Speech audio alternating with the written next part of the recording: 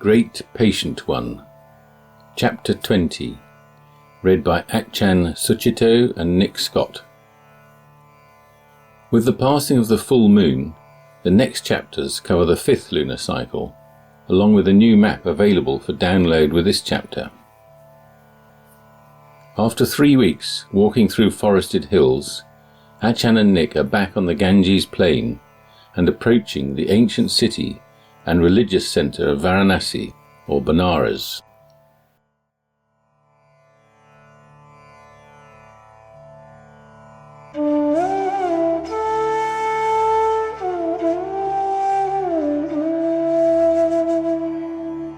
Chapter 20, The Family Business.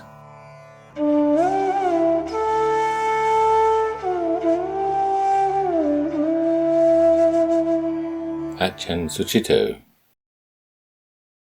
February 8th.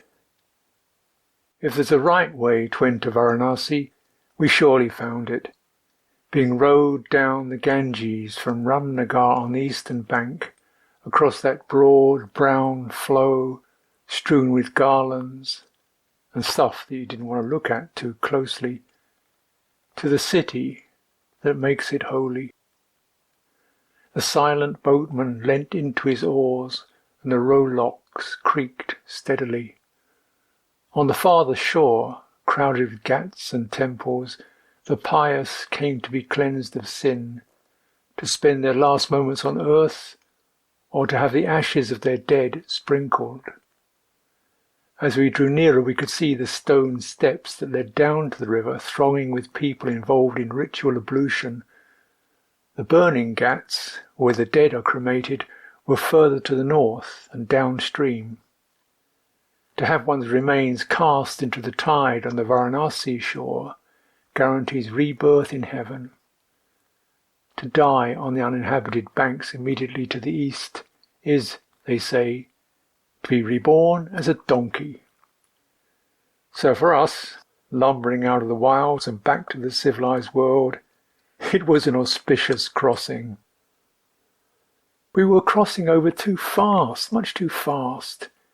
We wanted to treasure the time, enshrine that rare, tranquil window onto the thronging involvement of India. We asked the boatman to stop while we chanted a puja. He paused briefly, but in a matter of moments bent back to it again. He just wanted to get the crossing over and done with. Here, at least, I have the measure. Let's wait. Pictures are easier to describe than flux. The little red diary sketches the romantic vision of the city seen from a Shiva shrine in the Maharaja's palace on the Ramnagar shore. In one cramped page of tiny writing, we gazed over the broad sweep of the Ganges to the frontage of ghats and temples of various vintage serrating the sky as they knelt along the western bank. Canaletto and Turner would have painted Varanasi from this quiet vantage. They knew how well a sheet of water could frame a city with reflective stillness. The pale greeny bronze river's flank was spangled with the white specks of bathers wrapped in their best dhotis and saris.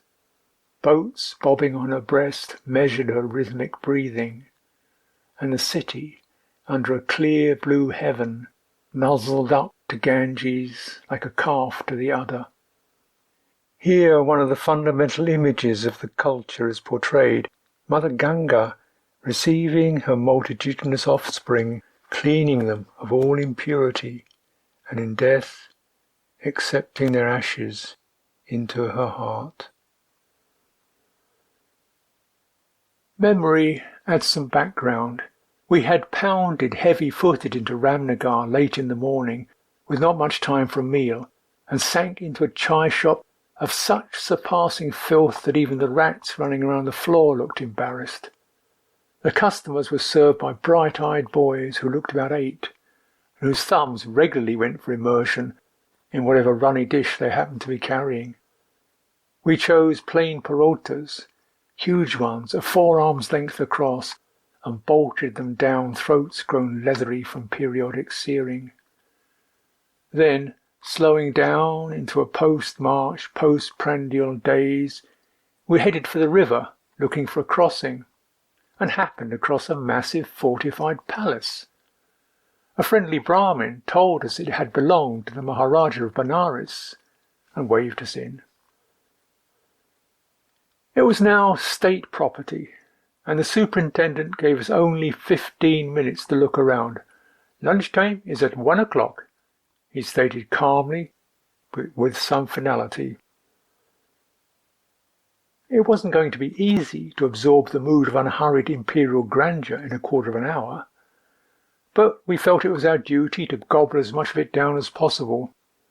The diary sputters indignantly in an attempt to savour every morsel of that labyrinthine splendour.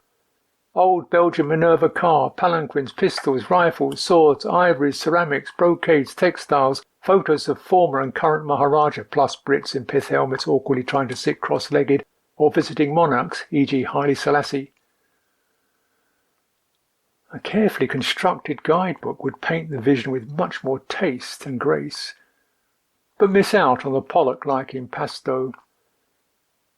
Bruegel, on the other hand, would have noted the sleeping attendant outside the palace's temple, waking to hold his hand out as we left. In fact, he would probably have set up his easel in the chai shop and painted the whole scene from there. Outside, the Brahmin arranged a ferry across the river.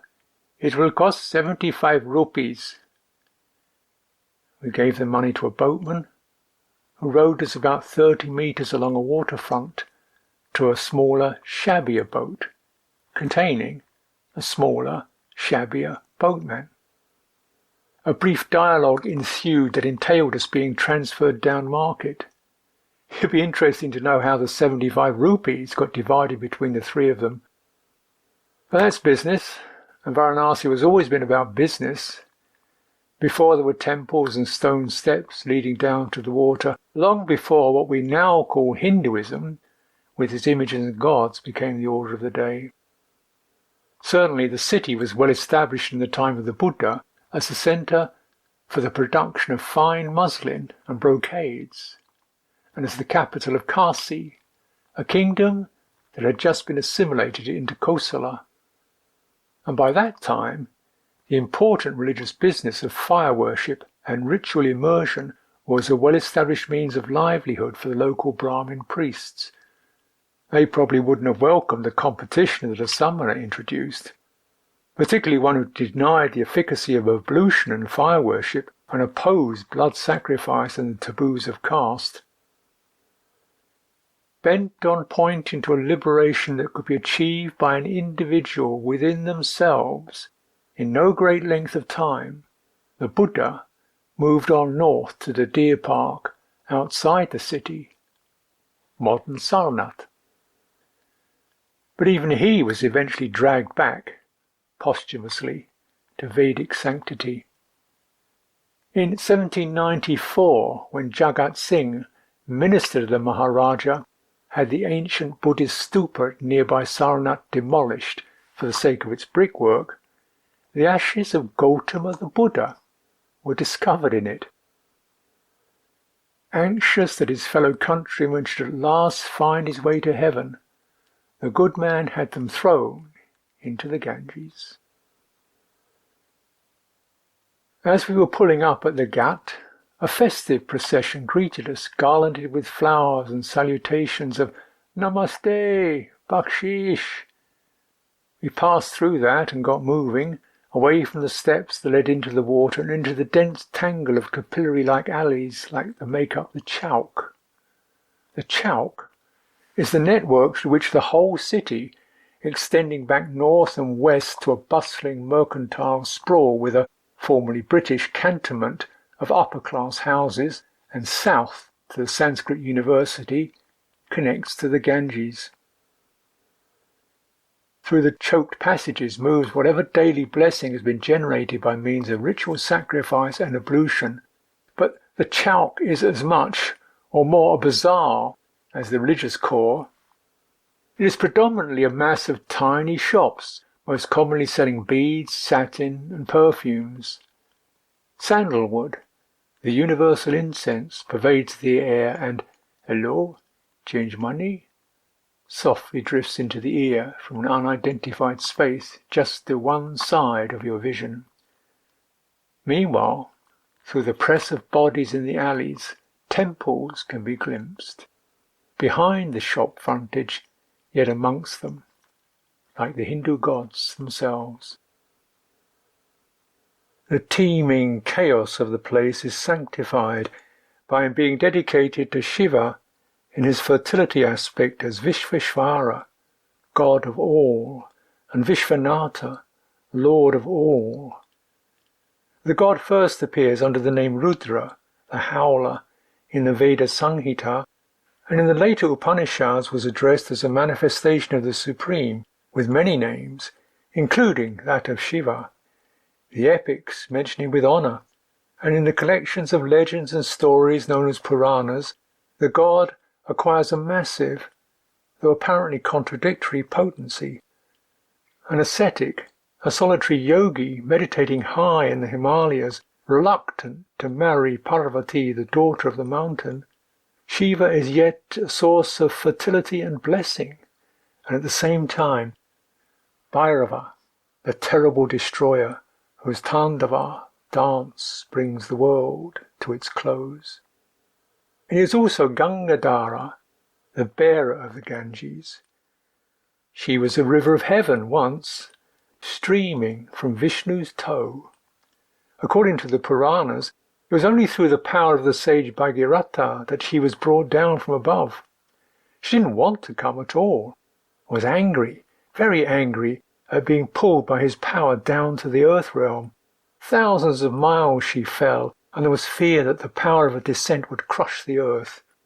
Then Shiva came forward to catch her on his brow, so that she flowed to the earth through his piled up hair, and, carrying the accumulated power of all that sacrifice and devotion, the flowing stream became the mother of the world. Now holy places and people by the million cling to her.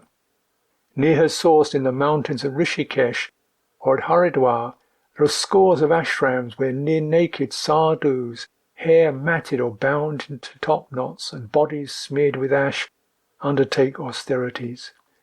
The power of their offering themselves to God is galvanizing.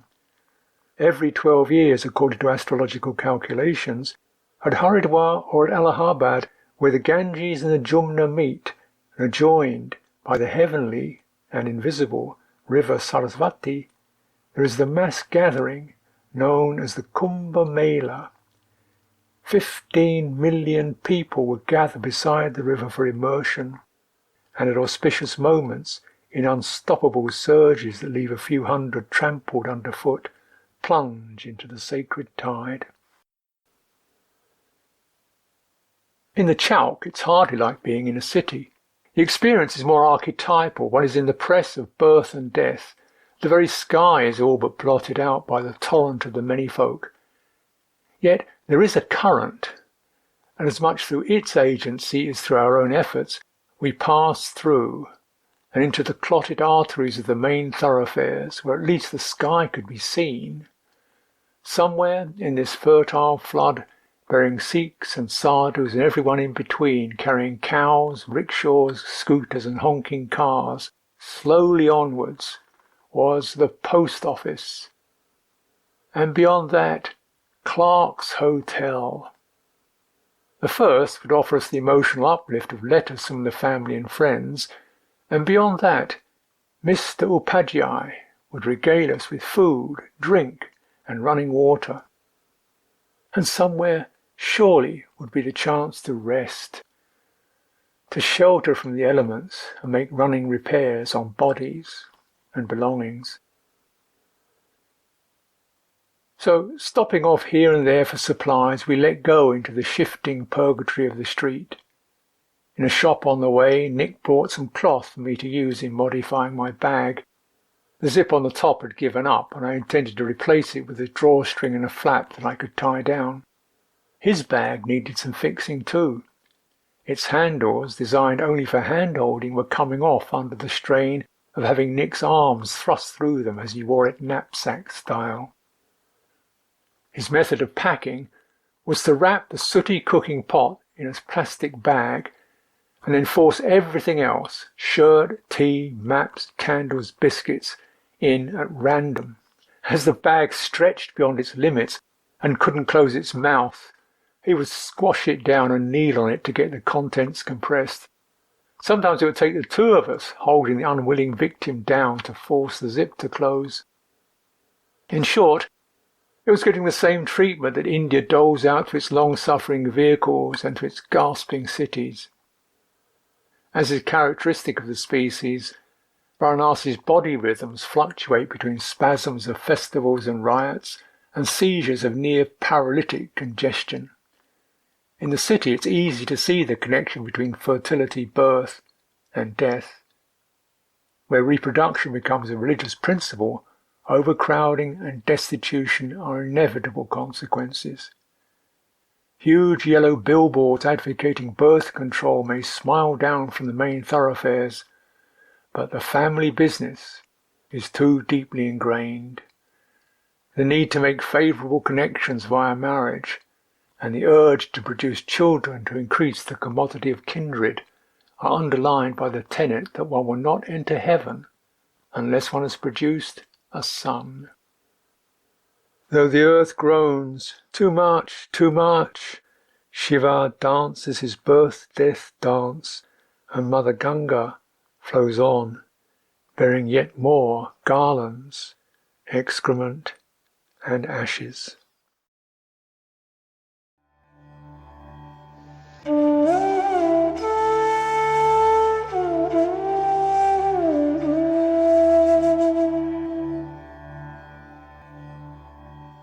Nick Scott. Varanasi was the biggest disappointment of the pilgrimage. Other experiences had been a lot worse, but I hadn't been expecting anything of them. It was the 2 weeks of pleasant walking getting there, during which I'd come to envisage Varanasi as magical, that did it. The reality that slowly dawned as we pushed our way along the chalk was that it was crowded, filthy, and ugly. Everyone seemed to be rude and on the make, pestering us. We collected our mail from the post office and fled in a motor rickshaw to Clark's Hotel. But Mr. Upadhyay of the motorbike Tibetan Buddhism, and when you come to Varanasi you must look me up, wasn't there, and another dream we'd carried was deflated. So we clambered back into the same motor rickshaw, which was waiting on the off chance round the corner, and took it to the mundane and unmagical Burmese Buddhist Vihara. The Vihara used to be the place to stay in Varanasi when I was last in India, always with an interesting collection of long-term travellers, stopping off for a while from their perambulations about the subcontinent, the spiritually inclined, full of the ashram and Rishikesh that they'd just been staying in, and swapping stories of gurus and their miraculous doings, and the more hedonistic, passing through on their annual migration between the Himalayas and their wintering grounds on the beaches of Goa. I think everyone used the Vihara because it was so cheap.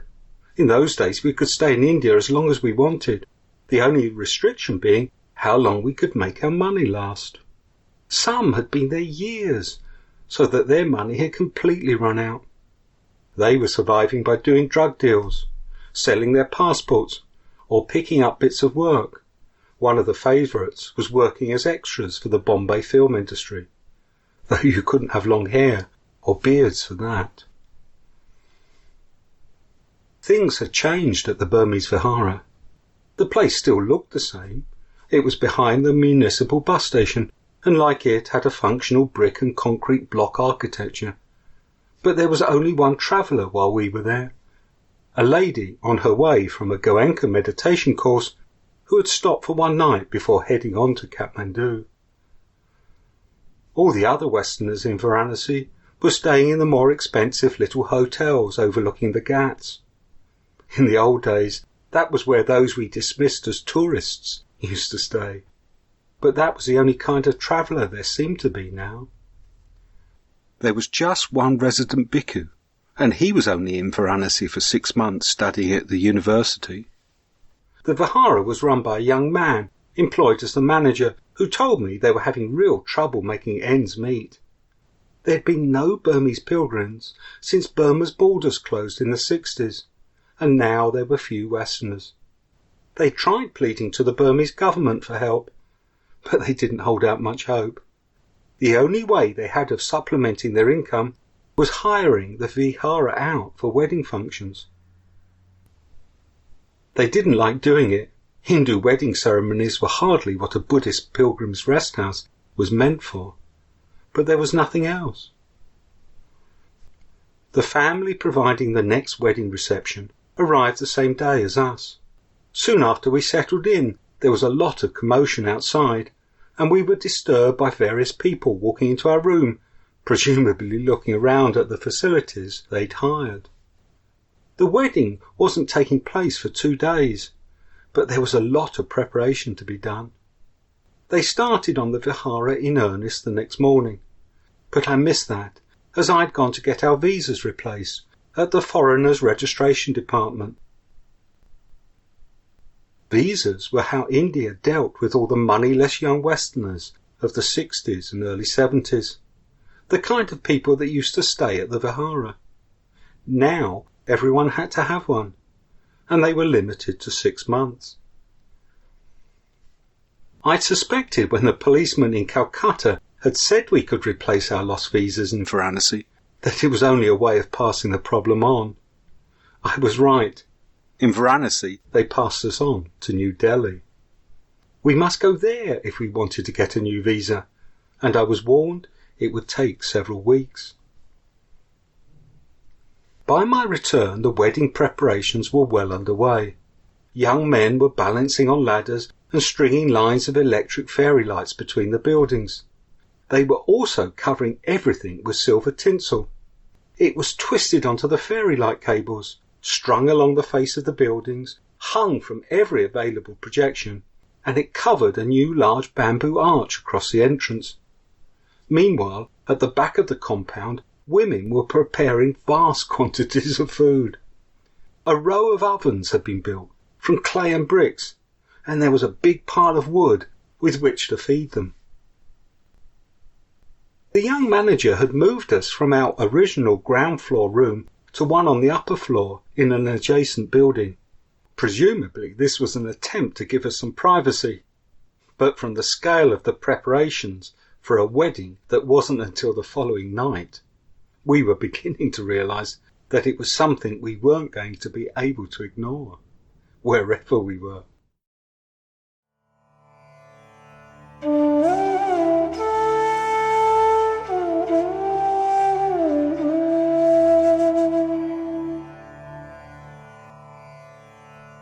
Achan Suchito. After a rest in the Vihara, I got down to washing our things and more sewing. However holy the place, most human activity is about maintaining domestic standards. The manager gave us a room and let me use the phone to attempt to contact Mr. Upadhyay. Things came together. Wide-hipped matriarchs who were preparing for the wedding happily filled my bowl. Nick did his shopping and even took us out for a meal as a treat. Domestic duties like filling in the diary and writing letters also helped create some inner cohesion. I'd kept up a steady outpouring of minor epics to my families, my brother and mother on one side, and the Sangha in various monasteries on the other. Varanasi was the principal address that I had given to pick up incoming mail, and to my delight I received quite a bit. Monks and nuns had sent me their best wishes and a replacement copy of the Patimokkha. Separate worlds hovered nearer.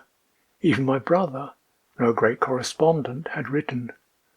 I opened his letter nervously. What news of my mother? It was quite a long letter, and the relief I felt at the end of it made it clear how much had been nagging away in the back of my mind.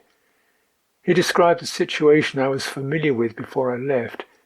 She had various bowel disorders and was also having memory losses. On my last visit, I noticed her obsession with recording the time to keep a sense of connection to events. Even then, my brother had been with her nearly every day, doing odd jobs, washing clothes, and keeping her company. He had hired a home help to come round to do her washing, cook, cut her hair, and whatever else. Since November, Mother's condition had deteriorated, and my brother felt that it was better to find her a place where there would be 24-hour attendance. He was writing to let me know, so that my mind would be at rest, till she had finally settled into a retirement home. I felt proud of him. He was using family life to do a lot of good things. My life of contemplation and non-attachment, though an inspiration to many people, had never seemed to be of much interest to my own family. When I first returned to England from Thailand, I'd really wanted to offer my family something enriching from my experience. But all they seemed to notice was the renunciation, the awkwardness of not eating after noon, the antisocial abstinence from social drinking and watching television. To my mother, at least, bhikkhu life was an avoidance of life, a meaningless sacrifice. But I kept the connection. Maybe the letters from India, in which watered-down Buddhist reflections could be slipped into description of events and scenery, would have a subliminal effect. A lot of religion is just about dealing with the sense of belonging, the pain and joy of that. Theistic explanations often try to fit it all together by taking us back to grander versions of father or mother who will gather us back into eternity. But in India, the picture is vaster, more detailed than any family dynamic. All creation is governed by Dharma, which covers the rhythms that brings worlds into being and brings them to an end, the vows that bind the deities, the various roles and functions of the castes, and even the minutiae of religious procedure and social protocol. And at every level there are rituals, formulae, and sacred words to ensure that the great balance of Dharma is maintained. Hence, the Vedas, the collections of the word, which are considered too sacred for the lower castes to even hear. For them, there are the tales of the gods and of heroes, the Puranas and the Itihasas. The Vedas, the hymns, teachings, rituals and procedures of sacrifice and purification, are the business of the Brahmin priests. According to the Veda, it is correct sacrifice, or the self-sacrifice of renunciation, that grants the greatest power for success, and the learned Brahmins are those best suited to conduct ritual sacrifice on behalf of those who cannot sacrifice themselves through celibacy or asceticism. Referred to in the text as the human gods, the Brahmins summon and manipulate the gods' power through sacred word and ritual. The human need for blessing, for safe passage through the poignant throes of birth and death, has been their affair for millennia.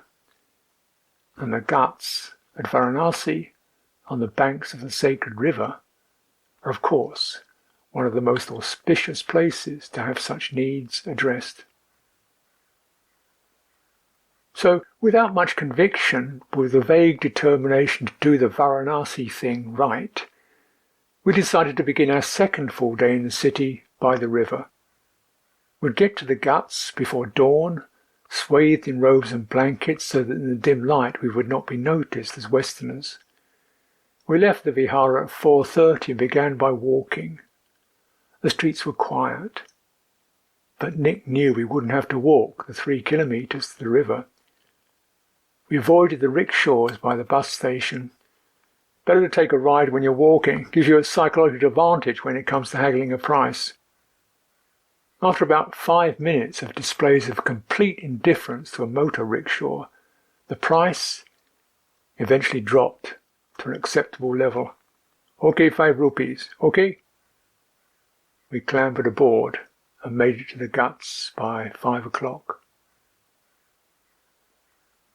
On the steps that led down to the water were a few stalls where vendors were already arranging pots of pigment and garlands of flowers.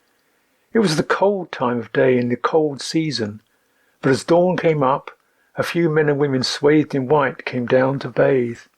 Some were, to judge by the intensity of their manner, visiting pilgrims, making a very special event of it. The vendors gave them a lot of attention. Apart from garlands, the pilgrims could also have a mantra recited for a fee. Then they descended the steps into the water to about waist depth, turning clockwise 3 times, and with one hand holding the nostrils, they ducked beneath the soupy surface. Other arrivals treated the whole thing more casually, chatting briefly to the vendors before rolling up their dhotis and standing ankle deep to imbibe a mouthful of Ganges. They must have been city dwellers on their way to work. Now and then a quarrel would break out among rival vendors, subsiding only when customers came by. We sat back, had tea, and chatted with some of the mystically inclined Westerners, the latest in the long tradition of those who await the sun's rising over the river. This has been a sacred moment since time immemorial. Now is the most auspicious time to recite the Gayatri, the mantra that reveres the illumination of the heart by the divine, a spiritual flow whose principal manifestation is the goddess Savitri. Let us think on the lovely splendour of the goddess Savitri, that she may inspire our minds. Inspiration, aspiration, arousal, and fertility, the transmission between divine and human. A dazzling sliver widened in the east as the temple bells rang their response in many voices, and Savitri's masculine aspect, the sun, reached fiery fingers across the water and pulled himself on top of Ganga. He burned there, gloriously impregnating every ripple for a few mind moments before, paler in a whitening sky, and with almost indecent haste, continuing his ascent over the prosaic round. After Turner, back to Bruegel. The romance was over, and the Ghats began to fill up. Day's business had begun. As the bustle increased and parties of tourists arrived for boat excursions, we started thinking of breakfast. We made our way through alleys which were coming to life but not yet crowded. A beggar squatting beside his aluminium dish, a vagrant cow, stone lingams and small shrines in nooks and crannies, the usual wodge of leaves, paper and household detritus underfoot, a straggling tree climbing to the narrow band of the sky. Occasionally, where a door in the frontage had been left open, a temple interior was revealed. Maybe we could enter the golden temple where the sacred lingam was worshipped, but it was not to be. Varanasi is one place where non-Hindus are not allowed access to temples. The best we were offered was a chance to see the outside from a neighbouring house, for 5 rupees. We didn't buy it. I can understand the devotees not wanting to be gaped at by tourists. Participation is all, and perhaps for us novices, immersion in Indian daily life was devotion enough. Moreover, regarding fertility ritual and sacrifice, we didn't need to go far to witness and even be part of that. Back at the Vihara, things were livening up as the preparations for the wedding escalated. They were testing out the PA with snatches of Indian pop songs. Will that be playing tape cassettes all night? I inquired casually. Oh no, not all night, I was reassured. The band will play for the first part of the evening. I looked at maps of the city, but came up with no leads on where we could spend a quiet evening's meditation. I managed to eventually contact Mr. Upadhyay on the phone. He was delighted, but busy. tramping around the hectic streets on the off chance seemed worse than staying with the situation we had arrived at.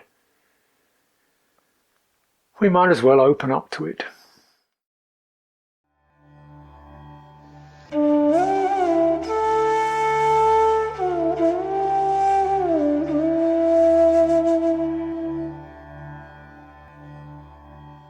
Nick Scott. By now there was a large marquee near the entrance, and a smaller one beyond the main hall, both of which were being decked out with flowers. As I was walking round looking at this activity, a well-dressed man came up. He was, he told me, with some solemnity, the father-in-law of the sister of the bride, and from New Delhi. He explained that it was the bride's extended family who were doing all the preparations around us. They were here to help out the bride's mother, a recent widow. She is inviting 400 guests and spending over 2 lakh rupee, as well as the dowry of 1 lakh rupee. A lakh rupee was £5,000, and to an Indian middle-class family such as this, that was a lot of money. It is because daughters can cost so much that India has a sex ratio that has been skewed by female infanticide to 8 females for every 10 males. In India, courtship is between families, not individuals. My new companion, who knew both families, had been the intermediary. The bride's family had to make the first approach, and then together the families had consulted the astrologers. There are 32 different aspects of their star signs that must be considered. The matching of the astrological charts is in addition to the matching already done on the material plane. In this case, the families not only came from the same caste and same subcaste, but they were distantly related and even had the same family name, Kannadam. This young couple are both 21, which is not right. It is tradition here for the bride to be the older. He conceded, however, that the tradition was something which dated from his days, when couples were married much younger. A boy of 11 or 12 would get a wife of 15, who in their first years together would help bring him up. To be eligible nowadays, however, a middle-class boy first had to have a degree. So now the matching included degrees. If the boy had one, then the girl must have one too, and from an institution of equivalent status. The groom at this wedding had just received his law degree, and the bride a degree in business administration. According to my guide, the older age of modern brides caused other problems. Before, when they were younger, they could be moulded by their new family. Now they were old enough to think for themselves. Our conversation was interrupted by the spluttering into life of the loudspeakers. Their high-pitched wailing of Indian pop songs filled the courtyard, and, as I took my leave because of it, my companion invited us to join them. You must certainly come. It will be of great honour for the family. That night, February the 7th, was supposed to be our half-moon meditation vigil, spent by the Ganges. But his invitation changed that. We decided instead to stay at the Vihara and try, somehow, to do it there. It was a strange night. For much of it we clung to the raft of the small shrine in our room, washed over by waves of noise, occasionally venturing out to take part in the slightly surreal events happening below us. First, there was the preparation of the bride, which took place in the smaller marquee. When I looked in, she was crouched forward under a canopy of marigolds, holding flowers and rice in her cupped hands as the women of her extended family mumbled and waved things about her and blessed her with little kisses to her feet, shoulders and head. 2 Brahmin priests lounged on thick woven carpet to one side, looking on impassively. One was middle-aged and westernized, the other old and plump, with long white hair and flowing beard. The groom arrived an hour later. From out on our balcony, all I could see was a lot of milling bodies beyond the entrance archway. I managed to resist the temptation to go down to take a look. That is, until I heard the sound of a Dixieland jazz band. I got to the entrance just in time to see an amazing procession which appeared to be leaving. At the head was a carriage drawn by 2 scrawny horses decked out with elaborate plumes of imitation feathers and long tassels. In it was the groom and his 2 younger brothers, and sauntering along behind were the rest of the men from his extended family, more than 50 of them. I was told they'd all just arrived by coach and were now leaving so they could arrive again in more traditional style. The empty street was lit up by lurid green and flashing red lights, which somehow marched along beside them, and the stark buildings reverberated with bangs and discordant music. As well as the New Orleans Jazz Band, which played atrociously, there were traditional reed pipes playing a long wailing dirge, supported by stuttering tablas, and at the head someone was letting off elaborate and sometimes stunning fireworks. They marched down to the corner and disappeared around it. The music came to a ragged stop, and after a brief lull it started up again, and the procession reappeared, now marching back. As they came nearer, I could see in the darkness ahead of the procession 2 cycle rickshaws being pushed by men in tattered off-white garb of labourers. Each rickshaw contained a generator, sparking furiously, with cables leading back to several sets of lights bobbing along either side of the procession.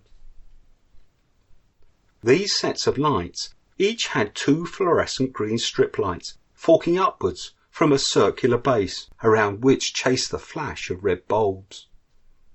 That was easy to work out, but I had to peer hard into the gloom under them to see what was moving them. Each circular board was balanced on a head of the poorest of the poor, an old man, several women, one with a baby strapped to a front, and children, all of them dressed in rags.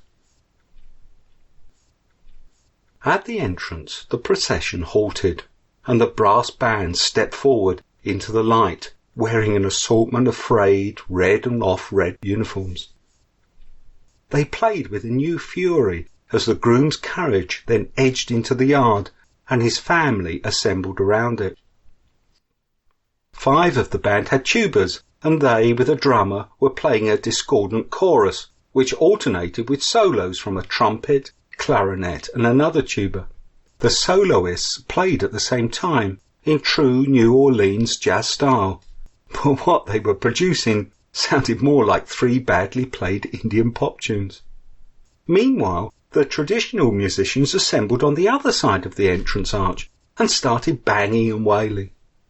To the accompaniment of the resulting cacophony, the groom's family came forward to be welcomed by the men from the bride's family.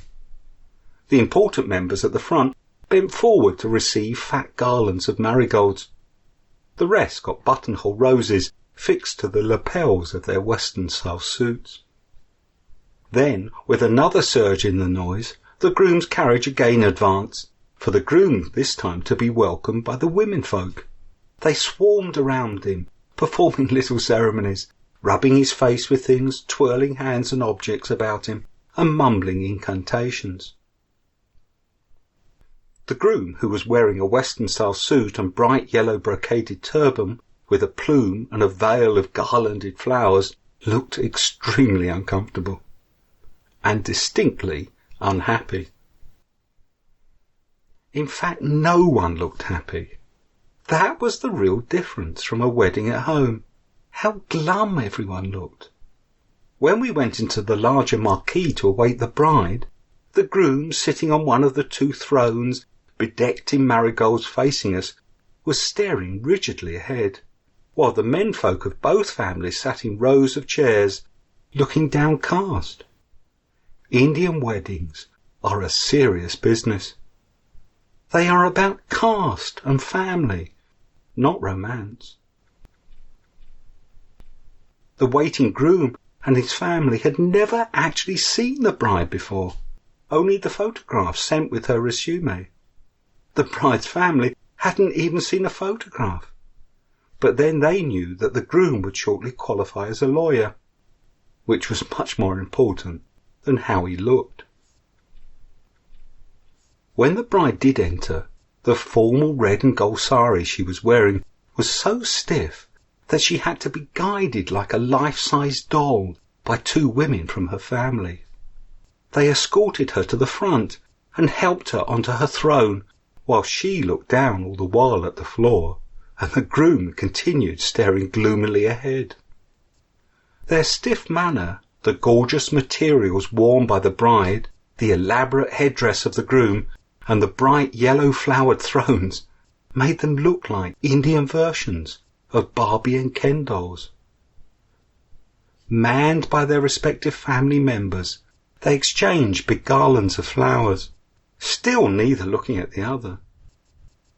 Then various combinations of every relative filed up for photographs and videos with them. Even I, Mr. John, you must come, got tugged up.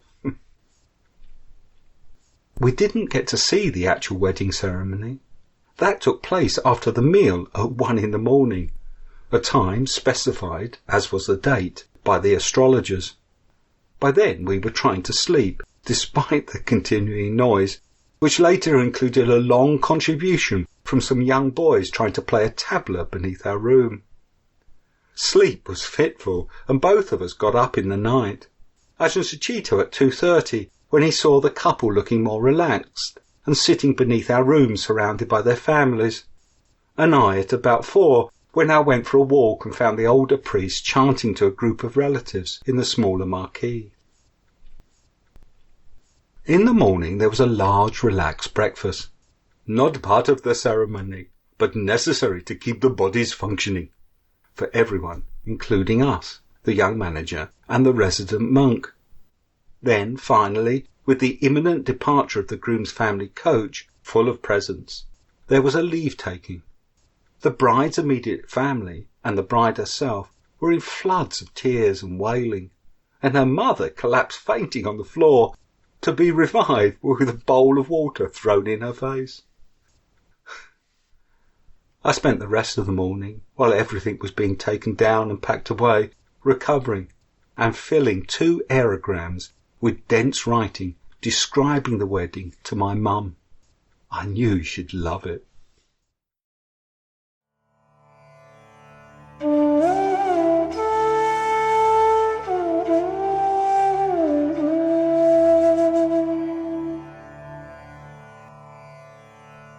Ajahn Sucitto. Early in the morning, a little after the Brahmins had completed their rituals, I was invited down into their tent to give my blessings to the newlyweds. I felt sympathetic to it all. The family had gone to a lot of trouble to seek out what they thought, from the collective of their own experience, would be for the welfare of their children. There was some wisdom in that. Marriage based in romance expects a permanent love affair, an endless glowing sunrise, and too often ends in bitterness and wounding. If you're going to do it, you better know it's about sacrifice. Seeing it in religious terms and having experienced friends to turn to is realism, not decoration. And now they'd relaxed, the couple seemed quite happy. It was easy to wish them well. The obvious thing to chant was the Mangala Sutta, though I didn't explain it in detail. The Brahmins looked on in a non-committal way. Being endowed with craft and learning, having cultivated self-discipline, with speech that is well spoken, this is the highest blessing.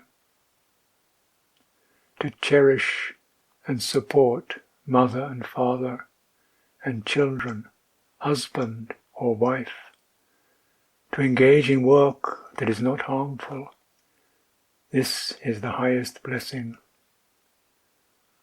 Ardent devotion to the spiritual life, clear insight into the Four Noble Truths and realization of Nibbana.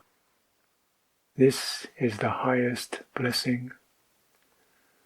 Though living in the world, one's heart is perfectly unshakable beyond sorrow, confusion, and need. This is the highest blessing.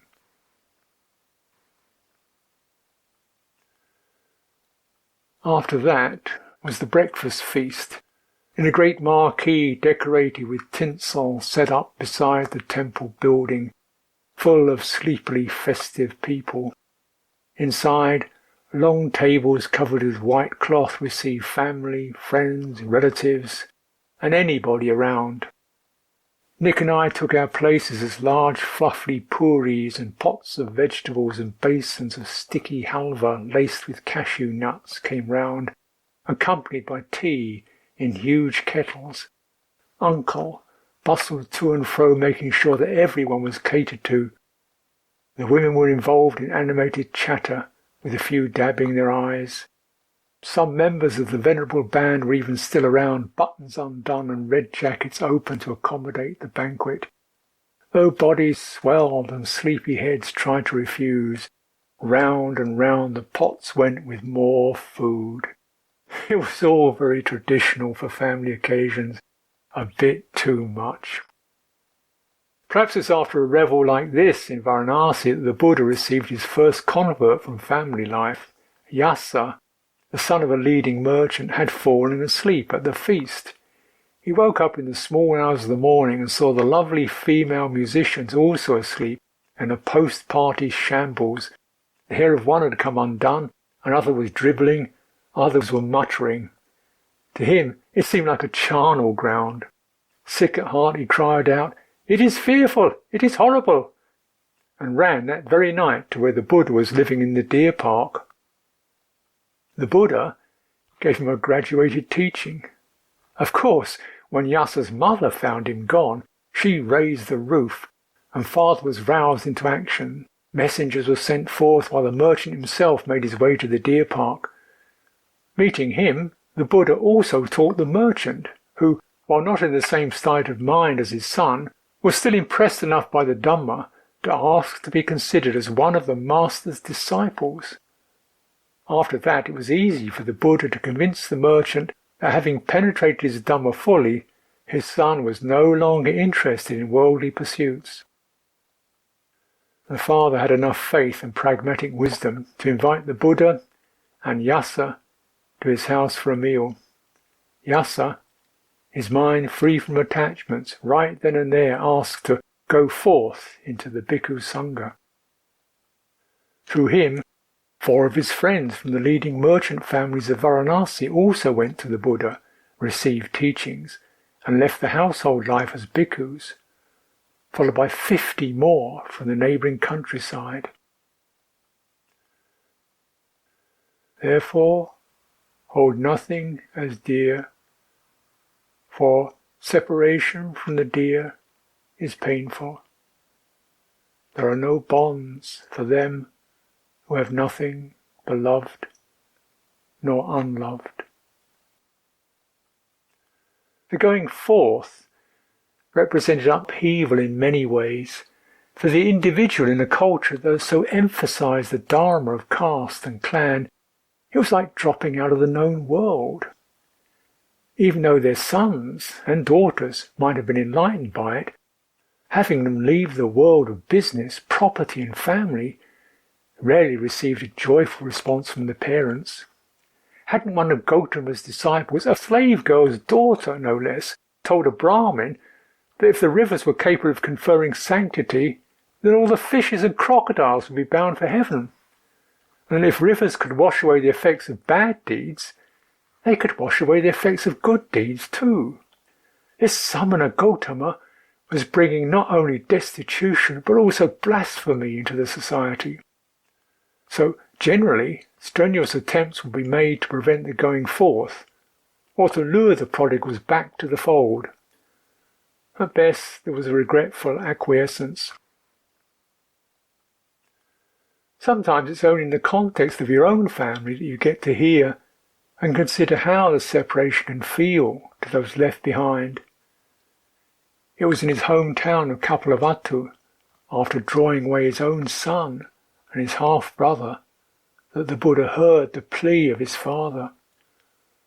Love for our children, Lord, cuts into the outer skin. Having cut into the outer skin, it cuts into the inner skin. Having cut into the inner skin, it cuts into the flesh.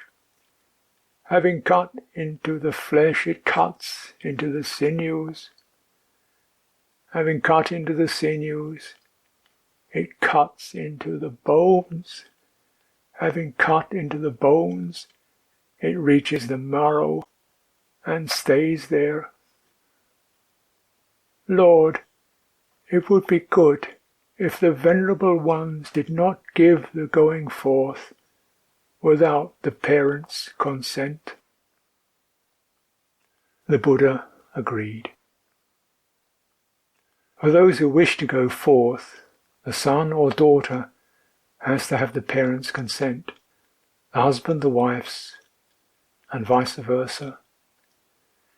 It's not to be a rejection, but a sacred thing, a mutual and conscious sacrifice. The day after the wedding was as quiet a day as it ever could be in Varanasi.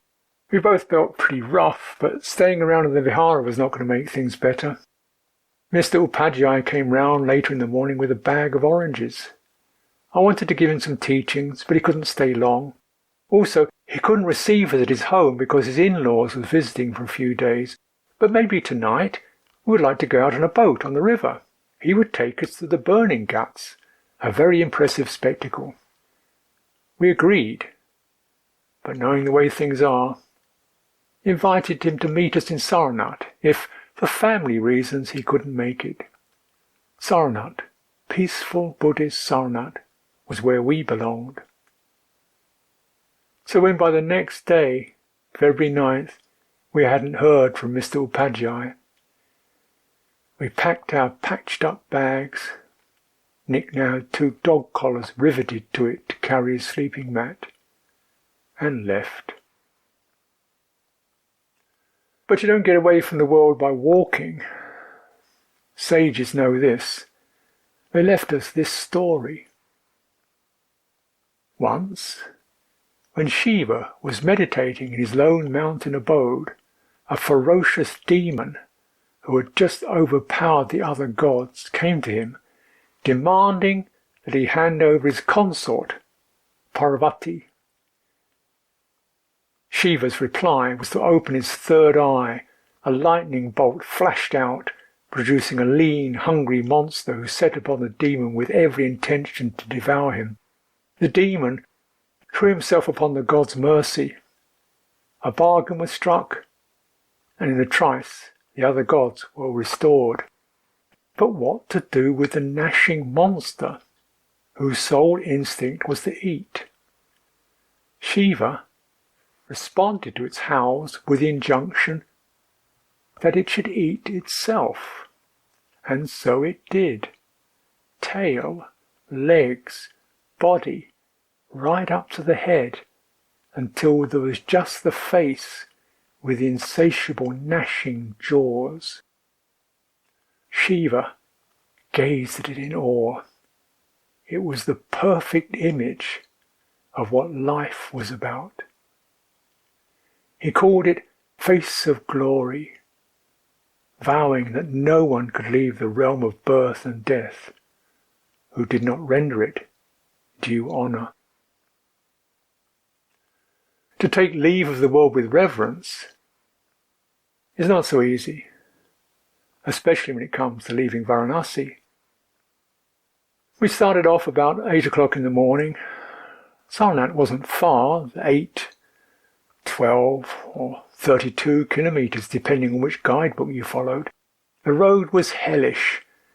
To the noise and congestion was added the stench of diesel exhaust from old engines. I was trying to stay spacious about it, but my stomach started rising. We spotted a railway line banked above the level of the road and chose that as the route out of Nausea. No good. It was in frequent and historic use as a public latrine, with excrement splattered over the rails and piled on the sleepers.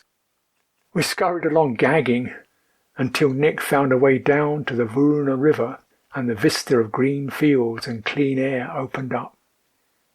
However, Shiva's face of glory had got here first. Alongside the river was the place where the dead cows and oxen were dumped. The stench of rotting flesh saturated the warm, heavy air, and blue flies buzzed around us as we made our way past corpse after corpse. Only with some reluctance, like city gents at a railway station being asked to move out of the way of the cleaners, did the heavy vultures flop and flap out of our path on their tattered black wings. I suppose it took us an hour and a half to get to Sarnath, but it was long, much too long.